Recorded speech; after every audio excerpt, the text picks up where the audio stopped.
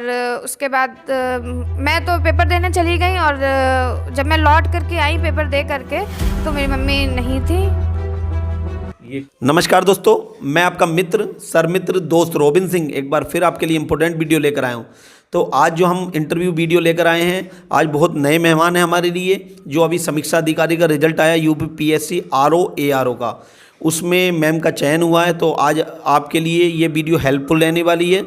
तो मैं जो दूर दराज से, जो ग्रामीण क्षेत्रों से या शहर से ये वीडियो को देख रहे हैं, तो ये जो यूपीपीएससी आरओ एआरओ यूपीपीसीएस की जो परीक्षा आने वाली है उनके लिए ये हेल्पफुल वीडियो रहने वाली है।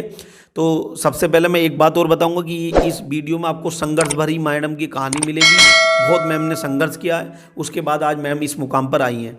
तो आज ये नए मेहमान हमारे स्टूडियो पर आए हैं, आज इनसे नाम पूछते हैं। ये मैम का चयन समीक्षा अधिकारी सचिवालय लखनऊ में हुआ है। तो सबसे पहले मैम को बधाई। मैम बधाई। धन्यवाद। मैम अपना नाम बता दीजिए और कहाँ के रहने वाले हो? जी, मेरा नाम मोनिका वैश्य है, मैं सीतापुर से बिलोंग करती हूँ। मैम सीतापुर की रहने वाली हैं, मोनिका वैश्य नाम है मैम का। मैम का चयन यूपी में ऑल इंडिया, इनकी जो यूपी में रैंक आई है वो 36 रैंक आई है, 36 रैंक आई है यूपीपीएससी आरओ में इनकी मैम की। और मैम ने प्रीफेंस में सचिवालय लखनऊ भरा था, तो इन्हें सचिवालय लखनऊ ही मिला है। तो मैम ने बहुत संघर्ष भरी कहानी है। अब चलते हैं कुछ बातें पूछने के लिए। तो इस वीडियो को लाइक सब्सक्राइब शेयर ज़रूर कर दें, जिससे कि मैं शाम को एक नई वीडियो लाऊंगा डिप्टी एसपी साहब की, जो इस टाइम ट्रेनिंग कर रहे हैं यूपीपीसीएस के थ्रू। तो सबसे पहले मैं मैम ये पूछना चाहता हूँ, जो यूपीपीएससी आरओ एआरओ का जो परीक्षा होती है मैम, तो इसमें मैं पैटर्न पूछना चाहता हूँ कि प्री का पैटर्न क्या होता है और मेंस का पैटर्न क्या होता है? जी, जो प्री का पैटर्न है उसमें 2 पेपर होते हैं। पहला पेपर जो सामान्य अध्ययन का होता है वह 140 नंबर का होता है, और अगला जो होता है वो सामान्य हिंदी का प्रश्न पत्र होता है, जो कि 60 नंबर का होता है तथा उसमें 60 प्रश्न ही आते हैं। तो मैम ने जैसे प्री का बताया आपको कि 200 नंबर का टोटल पेपर आता है प्री में, जिसमें कि 140 क्वेश्चन आपको जीएस के मिलेंगे और 60 क्वेश्चन आपको हिंदी के मिलेंगे। टोटल पेपर 200 मार्क्स का होगा, उसमें से आपकी कट ऑफ लगेगी। मैम प्री में निगेटिव मार्किंग है या नहीं? जी हाँ, प्री में 1/3 निगेटिव मार्किंग है। मैम ने बताया प्री में निगेटिव मार्किंग है। जब बंदा अगली स्टेज में जाएगा उसे कहते हैं मेंस एग्ज़ाम। तो जब आप मेंस एग्ज़ाम के लिए जाएंगे तो मेंस का मैम पैटर्न क्या रहेगा? जी, जो मेंस का पैटर्न है वह परीक्षा मेंस की 400 नंबर की होती है, जिसमें कि 4 प्रश्न पत्र होते हैं 3 शिफ्ट में। जिसमें पहला जो पेपर होता है वो 120 नंबर का सामान्य अध्ययन का पेपर होता है। जी, ऑब्जेक्टिव। उसी दिन द्वितीय पाली में हमें हिंदी आलेखन का प्रश्न पत्र दिया जाता है, जो कि 2.5 नंबर का होता है, जिसमें कि 2.5 घंटे का होता है। और उसी के साथ ही साथ हमें हिंदी ऑब्जेक्टिव की OMR दे दी जाती है, जिसमें कि 30 प्रश्न आते हैं, जिन्हें 30 मिनट में करना होता है, जिनकी मार्किंग 60 नंबर की होती है। और द्वितीय दिन होता है उसमें हमारा निबंध का प्रश्न पत्र होता है, जो 120 नंबर का होता है, जिसमें 3 निबंध लिखने होते हैं, जो कि 40 नंबर का एक निबंध होता है। तो जैसे कि मैम ने आपको बताया कि मेंस पेपर 4 प्रश्न पत्र 3 पालियों में होते हैं। मतलब कि जैसे पहले दिन आपका एक एग्जाम है, तो सबसे शुरू में आपका मेंस में 120 क्वेश्चन का, पहले प्रथम पाली में 120 जीएस के क्वेश्चन आएंगे ऑब्जेक्टिव आपके, उसमें आपकी नेगेटिव मार्किंग रहेगी। फिर शाम को आपको दोबारा बुलाया जाएगा। शाम को पाली में आपका पहले आपको 2.5 घंटे का डिस्क्रिप्टिव होगा आलेखन का पेपर, हिंदी आलेखन का। उसके बाद ही मतलब आपको टाइम नहीं मिलने का, 30 मिनट का आपका पेपर होगा ऑब्जेक्टिव। आपको OMR सीट मिल जाएगी, वो ऑब्जेक्टिव होगा हिंदी का, वो 60 मार्क्स का होगा ऑब्जेक्टिव जो होगा। उसके बाद अगले दिन फिर आपको बुलाया जाएगा, उसमें निबंध परीक्षा होगी। 40 क्वेश्चन के 3 निबंध लिखने पड़ेंगे 120 मार्क्स के। तो टोटल मार्क्स आपके हो गए 400 नंबर के। 120 के आपके निबंध हो गए और 60 मार्क्स का आपका हिंदी हो गया ऑब्जेक्टिव, और 100 नंबर का आलेखन हो गया डिस्क्रिप्टिव, और 120 नंबर का जीएस ऑब्जेक्टिव हो गया। तो टोटल 400 में से मेरिट बनती है, और नेगेटिव मार्किंग इसमें मतलब मेंस में भी है और प्री में भी है।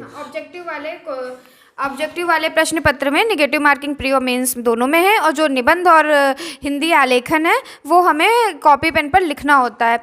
जो हिंदी आलेखन का प्रश्न पत्र है उसमें गद्यांश का संक्षेपण, पल्लवन और प्रशासनिक शब्दावली, मुहावरे, कंप्यूटर ज्ञान और शासकीय पत्राचार से संबंधित प्रश्न पूछे जाते हैं। तो मैम ने जो आलेखन वाला आपको पोर्शन बताया तो काफ़ी बच्चों को डाउट होगा, क्योंकि शुद्ध हिंदी में भी संक्षेपण वगैरह समझ नहीं आ रहा होगा।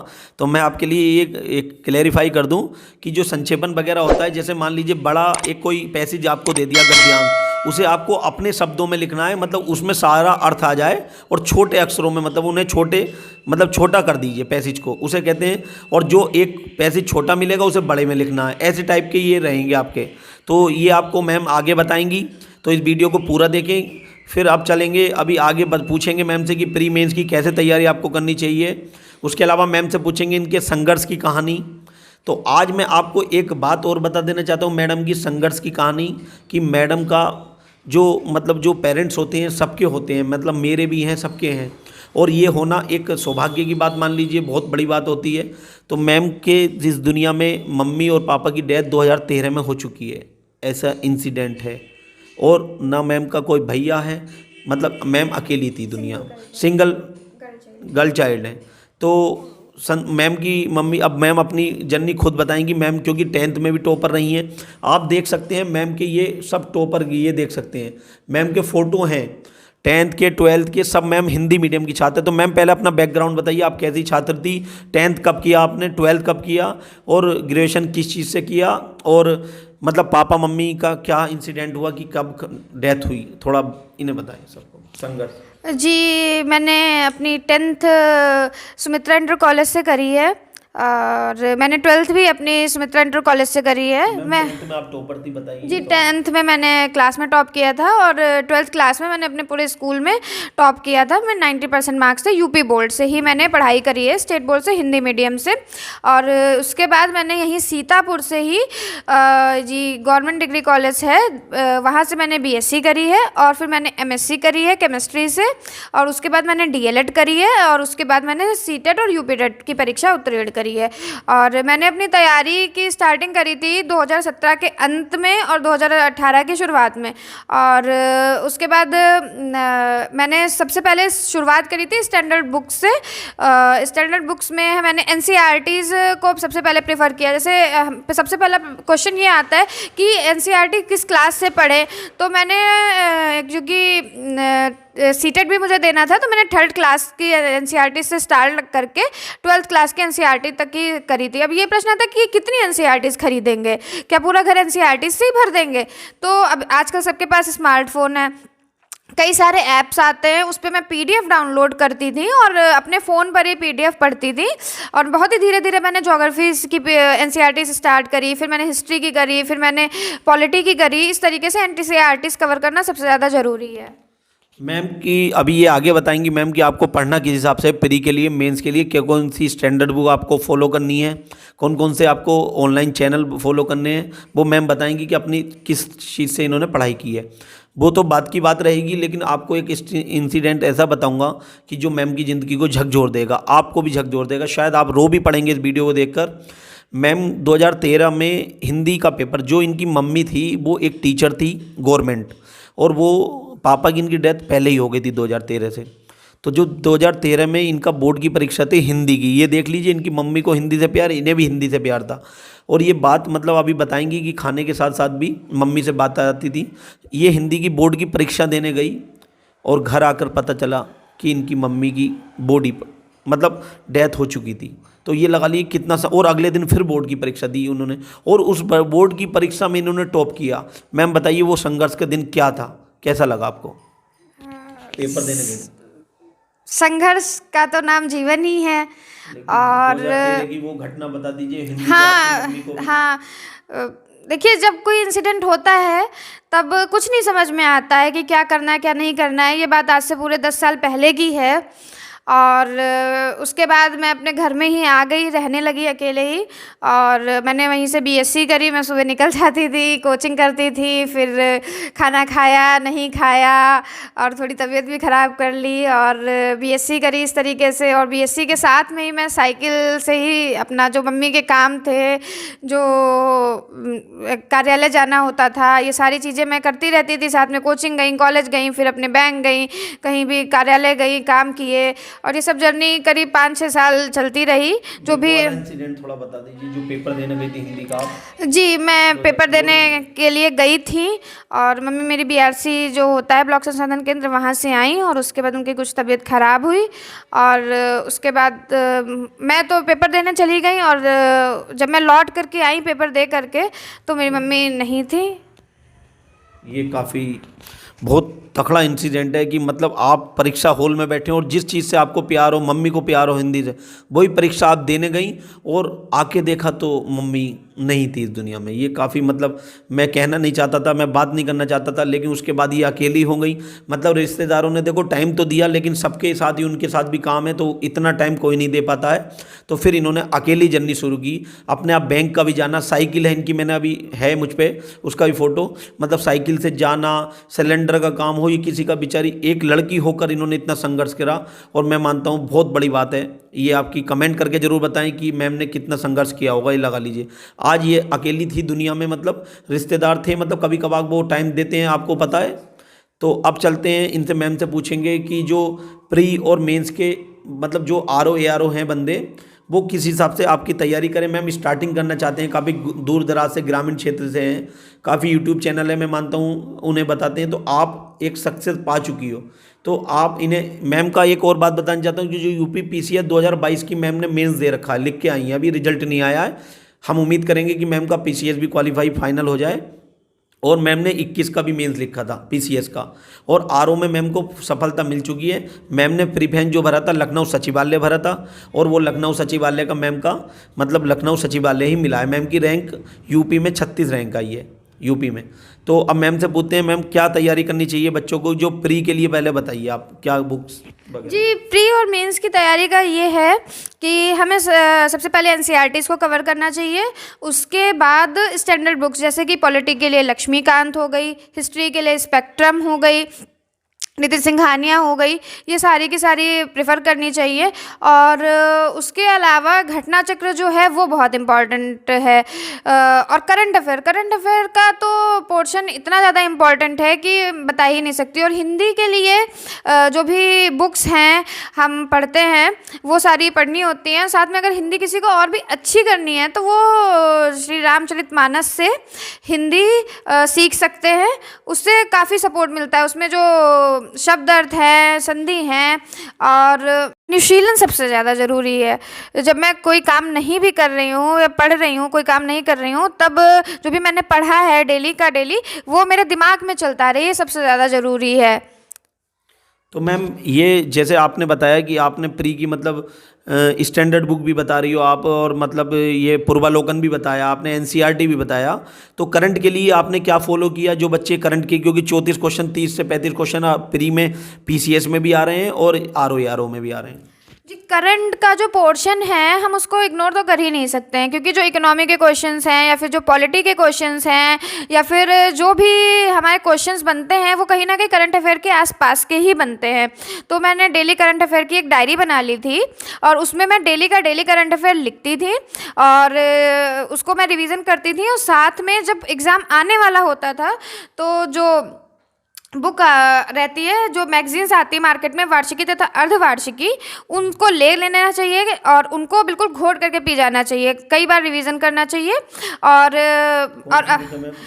मैंने ये ई दृष्टि बुक ली थी जिस पे एक आँख बनी होती है, और वो बुक, हाँ, और बाकी साथ में मासिक पत्रिका भी ले सकते हैं। और ऐसे के लिए योजना और न्यूज़पेपर का जो एडिटोरियल होता है वो बहुत ज़्यादा ज़रूरी है। जो ऐसे में विचार होने चाहिए वो स्वयं के हों तो बहुत अच्छा रहता है, जो भी विचार हैं वो स्वयं के हों तो बढ़िया रहता है। मतलब मैम का कहना है कि जो करंट अफेयर्स के लिए मैम ने फॉलो किया है, एक तो मैम यूट्यूब कोई सा भी आप फॉलो कर सकते हैं, मैम किसी पर्टिकुलर का नाम नहीं लेंगी। मैम का कहना है कि यूट्यूब डेली आप उसे लिख सकते हैं पेपर पे या कॉपी पे, अपनी रजिस्टर बना लें। उससे क्या फ़ायदा होगा कि आप डेली करंट अफेयर लिखते रहेंगे। उसके अलावा मैम कह रही है एक ई दृष्टि आती है एग्जाम से पहले, पीसीएस से भी और आरओ से भी पहले, शायद वो वार्षिकी होती है अर्धवार्षिकी, उसे भी आप ले, उसके बिना तो काम चलेगा ही नहीं, समझ लो। तो ये दो करंट अफेयर्स के लिए सबसे बढ़िया है कि यूट्यूब से 1 घंटा रोज टाइम दीजिए, उसके अलावा ई दृष्टि ले लीजिए, भाई करंट अफेयर आपकी इससे फॉलो हो जाएगी। उसके अलावा मैम ने स्टैंडर्ड बुक आपको बताई है, स्टैंडर्ड बुक मैम एक बार और बता दीजिए सभी के लिए। जी, ये पॉलिटी के लिए लक्ष्मीकांत है, और ये स्पेक्ट्रम मॉडर्न हिस्ट्री की हो गई, और मैंने वर्णवाल ज्योग्राफी की हो गई। इन सब के अलावा जो मैंने एक बुक ली थी किरण पब्लिकेशन की, रेड कलर की होती है, उसमें काफ़ी सारी चीज़ें पॉइंट फॉर्म में लिखी होती हैं। उसको जब सारी चीज़ें पढ़ लो, उसके बाद एक बार तेज़ी से रिवाइज करने के लिए वो बुक बहुत ज़्यादा हेल्पफुल रहती हैं। मैम ने बताया जैसे ये स्टैंडर्ड बुक के भी मेन के नाम बता दिए हैं मैम ने। और मैं एक बात और बताना चाहता हूँ कि मैम ने एक बात और बताई थी अभी कि पूर्वालोकन जो है वो प्री के लिए तो चलो सफिशेंट है, लेकिन जो मेंस है, आपको मेंस भी लिखना है, फाइनल सिलेक्शन लेना है, तो आपको स्टैंडर्ड बुक पढ़नी पड़ेगी या एनसीईआरटी। इनमें से एक चीज़ को तो आपको पढ़ना ही पड़ेगा पूर्वालोकन के साथ साथ, अगर आपको फाइनल सिलेक्शन लेना है। तो मैम ने स्टैंडर्ड बुक भी आपको बता दी, 8 पूर्वालोकन आती हैं, आप उसे भी पढ़ सकते हैं। उसके अलावा मैम ने एनसीईआरटी 3rd क्लास से बताई है, 12th तक मैम। थर्ड तो मैंने अपने लिए करी थी, क्योंकि मुझे सीटेट भी देना था, और जो अगर कंपटीशन के लिए है तो वो 6th क्लास से लेकर के 12th क्लास की एनसीईआरटी।